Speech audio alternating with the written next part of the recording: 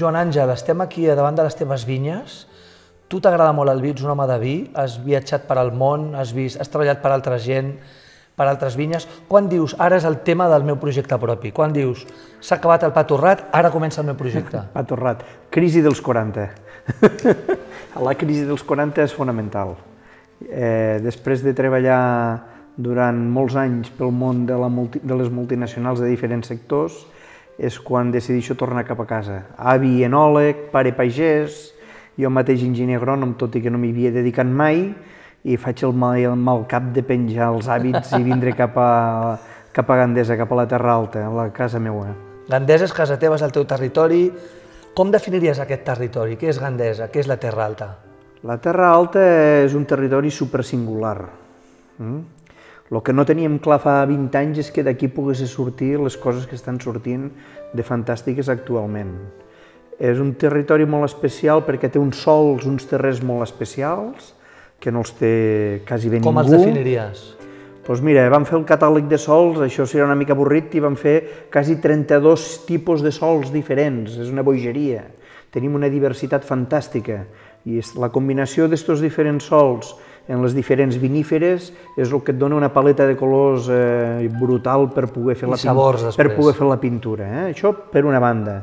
Per una altra banda tenim un clima mediterrani extrem, és a dir, moltíssima calor a l'estiu, que és pràcticament una viticultura de supervivència. Tota la lluita està en aconseguir frescor, és a dir, aquesta varietat autòctona que ja feien els nostres pares i avis, però posada al dia, fresca. I després l'autenticitat, aquest paisatge que tenim darrere nostre, poder-lo oferir en cada botella de vi. Escolta'm, podem parlar que Hereditaria és una marca, és un segell de qualitat premium, és a dir, és un producte premium, és un producte molt específic, molt cuidat. Estem parlant d'unes games altes. Una de les obsessions meues quan va ser vindre cap aquí, quan retornar cap al territori, va ser en fer alguna cosa en la que poguéssim voltar per tot el món de manera orgullosa. I això segur... Tenir bons arguments per anar pel món. És que si no, de vi tecnològic i de bon vi n'hi ha per tot arreu. Llavors ja no es tracta de fer bon vi, es tracta de fer vi singular, que no és un vi diferent, sinó que és un vi diferent i irrepetible. La singularitat... Peça única. Peça única. Llavors el repte està en buscar aquell client que pugui al·lucinar, que pugui disfrutar d'estos vins. I potser te'l trobes a Tòquio, o te'l trobes a Seattle, o te'l trobes a Nova York, o te'l trobes a Toronto. Però aquesta és la nostra feina, no? I una mica l'objectiu era fer marca vi de prestigi, les marques catalanes de prestigi, costa molts anys. Llavors, l'única solució que teníem era el que jo més o menys sabia fer, que és sortir a vendre.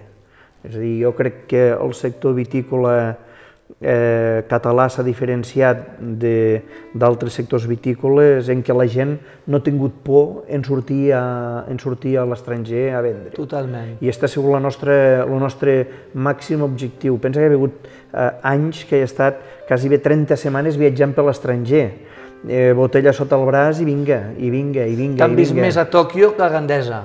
Bueno, a Gandesa no em veuen quasi mai, perquè el celler està aquí al mig de les vinyes i a l'hora que baixo a dormir a casa la gent ja no hi és pel carrer. Escolta, què els expliques a Tòquio?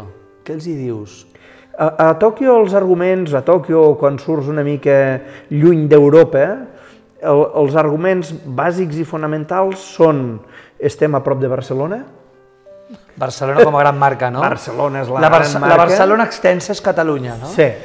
Barcelona és la gran marca, per nosaltres Barcelona és un puntal, i la mediterraneïtat és l'altre gran puntal, som mediterranis, fem olor a Farigola i a Romer, i a Garriga, i l'altre gran puntal, a part de la mediterraneïtat, som la garnatxa sexy. Vull dir, actualment estem portant a terme, sobretot, per exemple, el mercat americà, que només en tenen de monovarietals, bàsicament, doncs ens centrem molt en les garnatxes per vendre els nostres vins. I jo els dic així, la garnatxa sexy. I es fiquen a riure, doncs vinga, va, som-hi. Doncs ja anem bé, si riuen ja anem bé, no? Ja anem bé. Escolta, vinya vella, no? Vinya vella, entre 60 i 90 anys, vinya vella, vol dir tradició, vol dir història, vol dir qualitat, no? Vol dir moltes coses, vol dir patrimoni territorial.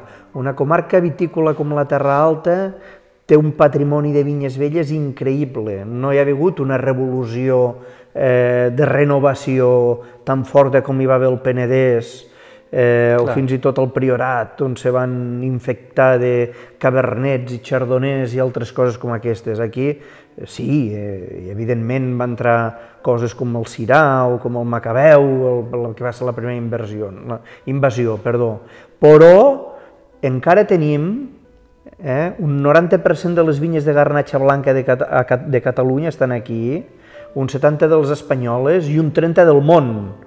Molta gent se pensa que la garnatxa blanca és francesa, la garnatxa blanca és plenament terraltina. Vull dir, la garnatxa blanca és la varietat millor per fer vins blancs al clima mediterrani extrem. Els nostres avis feien vi ranci. Per què? Perquè la pell de la garnatxa blanca és molt dura i gràcies a aquesta duresa reté la possibilitat de viure en aquests estius tan càlids. I per això, quan tu esclataves el gra, de seguida s'oxidava per aquesta pell dura i per això feien vins rancis.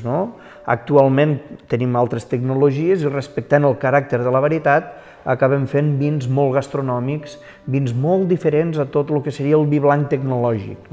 Escolta, hereditària, selecció blanc, negra la personal, negra hereditària, selecció negra, tens uns quants vins, unes quantes referències que són una mica el teu the best, els teus grans èxits. Per nosaltres la fetitxe és la garnatxa blanca i per tant l'hereditària selecció blanc ha estat la nostra punta de llança.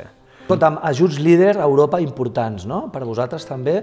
És l'empenta, és una manera de dir seguim invertint, seguim creixent, seguim apostant, no?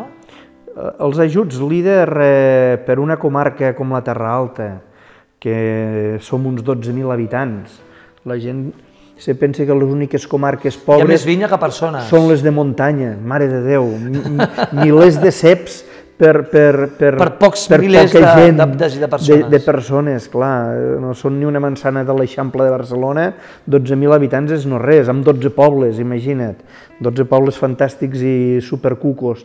La cosa està en que els líders són realment la palanca per poder ajudar-te a tirar endavant. És a dir, un negoci ha de tindre la seva identitat, ha de tindre la seva raó de ser per si mateix, però que de cop i volta tinguis uns ajuts que et permetin ajudar-te a llançar, importantíssim. Però sobretot, jo et diria que encara més important, pel creixement. Pel creixement, que és un punt estratègic clau, que tens dubtes, perquè ja estàs al mig... Tiro endavant, no tiro endavant, m'aturo, segueixo... Sobretot m'aturo, no? El fàcil, quan comences a pentinar canes, és dir, m'aturo, potser ja n'hi ha prou, no sé què, i en canvi dius, home, si fem un espai de modernització, anant a buscar una maquinària més nova, o puguem donar més qualitat perquè taparem millor amb una embotelladora nova, o comprarem una premsa nova, o farem una sala d'embotellar diferent i no sé què, és aquí quan el líder és fantàstic, no? Perquè te pot abarcar des d'inversions molt petites i pot accedir a projectes molt petits i els hi pot donar una empenta a projectes una mica més grans, però el líder està fantàstic des d'aquesta perspectiva d'ajudar-te a fer palanca i tirar endavant. Joan Àngel, llarga vida a les vinyes velles. Que bo, sí, així ho esperem, que les vinyes velles duren en la mesura que les tractes bé. Si tu a un avi li carregues una bossa amb 50 quilos de pedra, t'avançarà 4 quilòmetres i es morirà. Una vinya vella és el mateix, vol que la tractis amb carinyo i és quan te donarà la màxima saviesa tot el bo que estem obtenint d'aquestes vinyes. Llarga vida a la saviesa de la terra. Molt bé.